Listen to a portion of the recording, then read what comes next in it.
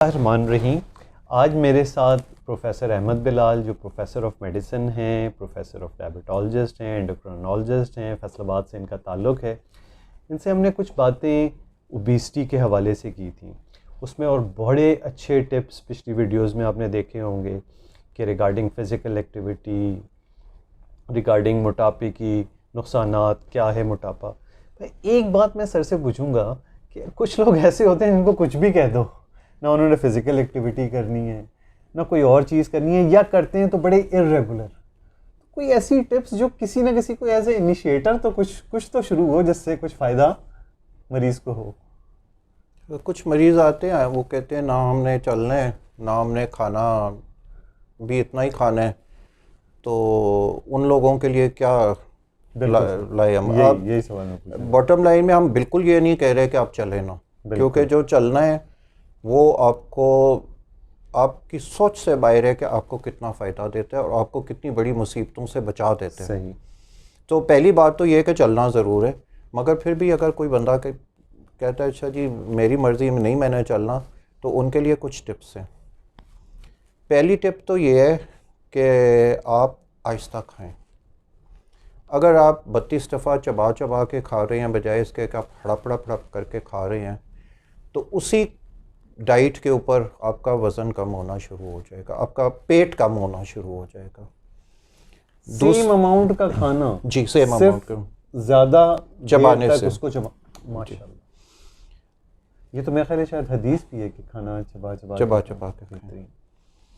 सो दूसरा टिप ये है कि बहुत सारे लोग फजर की नमाज़ तो पढ़ते हैं मगर फिर सो जाते हैं और फिर 10-11 बजे उठते हैं और फिर उस वक़्त नाश्ता करते हैं। सही। जब तक आप सुबह के वक़्त कुछ चीज़ खाते नहीं हैं, आपकी बॉडी साइलेंट मोड में रहती है और वो ये अज्यूम करती है कि आप सोए हुए हैं। हमारे जिस्म के हर ऑर्गन के अंदर घड़ी लगी हुई है, इसको बायोलॉजिकल क्लॉक्स कहते हैं इन घड़ियों को। 1917 में जिस बंदे ने ये घड़ी की वाली जीन ईजाद की थी, सही, उसको नोबेल प्राइज़ दिया गया। ये इतनी बड़ी एक ब्रेक थ्रू है इन हिस्ट्री। सही। तो वो जो आपकी घड़ी लगी हुई है ना, जिगर में, दिल में, दिमाग में, हर जगह एक घड़ी लगी हुई है। तो जब तक आप कुछ खाते नहीं हैं, वो घड़ी यही सोचती है कि ये अभी रात के वक़्त ही सोए हुए हैं। और आपके जिस्म के बावजूद फ़िज़िकल एक्टिविटी के बावजूद अगर आपने खाया नहीं है तो आपका इंटरनल सिस्टम सोया रहता है। तो उसको जगाने के लिए अगर आप लोग सुबह उठते हैं, नमाज़ पढ़ने के लिए उठे हैं, पेशाब करने के लिए उठे हैं, किसी भी वजह से आपकी जाग खुली है, तो उस वक़्त आप कुछ ना कुछ खा लें। एक सेब खा लें, कुछ 7 बादाम खा लें, 2 अखरोट खा लें, 2 खजूरें खा लें, ताकि आपकी बॉडी जो है, एक दूध का ग्लास पी लें, ताकि आपकी बॉडी जो है वो स्लीप मोड से निकल के एक्टिविटी में आ जाए। ये खाना पेट भर के खाने वाला नहीं है, नहीं, बस कुछ खा तो मुझे भी नहीं पता था। मैं भी अब तक खाली पेट एक्सरसाइज करता था। तो मुझे दूसरा नई बात पता चली। सर, जो लोग खाली पेट एक्सरसाइज करते हैं उनकी उतनी अच्छी फ़ैट बर्निंग नहीं होती जितना कुछ खा के मतलब ये नहीं है कि मैदा बहुत भर लिया है। मतलब आपने 2 खजूरें खा ली हैं, चौथा हिस्सा किन्नू का खा लिया है, आधा अमरूद खा लिया है, तो दैट इज़ इनफ। ये तो बड़ी इंपॉर्टेंट बात है सर कि सुबह यानी एक्सरसाइज से भी पहले आपको हल्की सी कोई चीज़ ले लेनी चाहिए, क्योंकि आपकी एक्सरसाइज में आपने अपने फैट्स को बर्न करना है। तो उन फैट्स को बर्न करने के लिए भी बॉडी में कुछ कैलोरीज, हरारे चाहिए उनको बर्न करने के लिए। ठीक सर।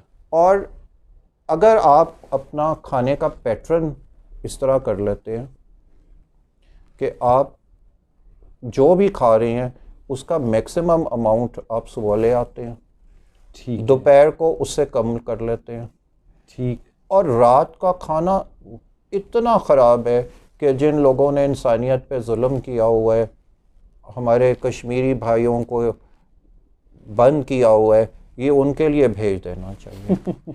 ये हमें अपने पास रखना ही नहीं है। यानी कि ये खाना, रात का खाना इतना ख़राब है, तो हमारा अनफॉर्चुनेटली यूँ चल रहा होता है कि एक बच्चा है, वो कहता है जी मुझे देर हो रही है दफ्तर से, स्कूल से, वो एक चाय का कप, कॉफ़ी का कप लेके भाग जाता है और रात को फिर टिका के खाता है। बिल्कुल। सो अगर आप इस पैटर्न को रिवर्स कर लेंगे तो आपका पेट छोटा होना शुरू हो जाएगा।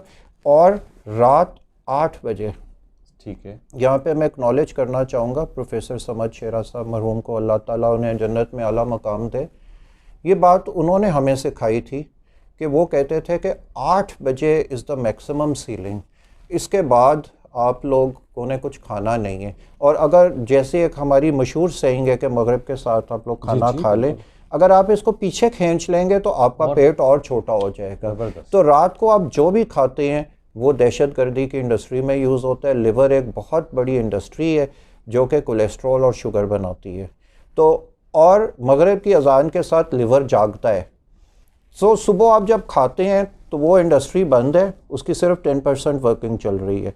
रात को अगर आप खाते हैं तो सारा कुछ वो बैड कोलेस्ट्रॉल और शुगर के अंदर कन्वर्जन ले जाता है। सो अगर आप इस पैटर्न में सेम कैलोरीज, आप उतनी ही रोटियां जितनी आप खा रहे हैं आप खाते रहे, तो अगर आप यूँ कर लेंगे तो आपका पेट छोटा होना शुरू हो जाएगा। ये वो बातें हो गई जो चाहे फिजिकल एक्टिविटी आप नहीं भी कर रहे, डाइट भी ले रहे हैं, लेकिन एक पैटर्न चेंज करने से आपको फर्क पड़ सुबह जाएगा। ज़्यादा, एक तो चिबा के खाने वाली आपने बात की थी, दूसरा सुबह ज़्यादा, दोपहर उससे कम और रात बिल्कुल कम और जितना जल्दी खा लें बेहतरीन से।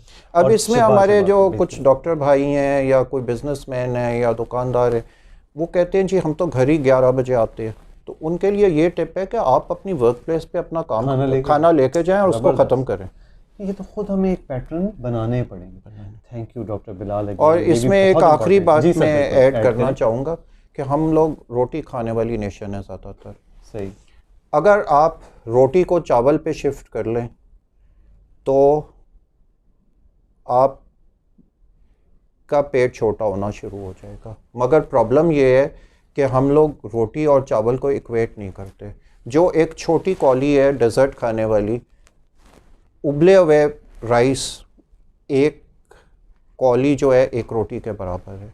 हम लोग जी जब भी तो चावल तो हम लोग तो यूँ पहाड़ियाँ बना बना के खाते हैं ना, हम उसको मैयर ही नहीं करते। और दूसरी बात यह कि हम चावल में बिरयानी खाते हैं, तड़के वाले खाते हैं, मटर वाला पुलाव खाते हैं, तो उसमें ऑयल डल जाते हैं। सही। अब जब वो ऑयल बन गया तो वो रोटी के बराबर नहीं ना, वो पराठे के बराबर हो गया। सही। फिर मिकदार भी ज़्यादा है और फिर वो पराठे प्लस हो गए। सही। तो अगर आप प्योर बॉयल्ड राइस के ऊपर स्विच कर दें उसी मिकदार में, तो फिर भी आपका पेट छोटा होना शुरू हो जाएगा। थैंक यू डॉक्टर बिलाल, बहुत शुक्रिया, बहुत इंपॉर्टेंट टिप्स।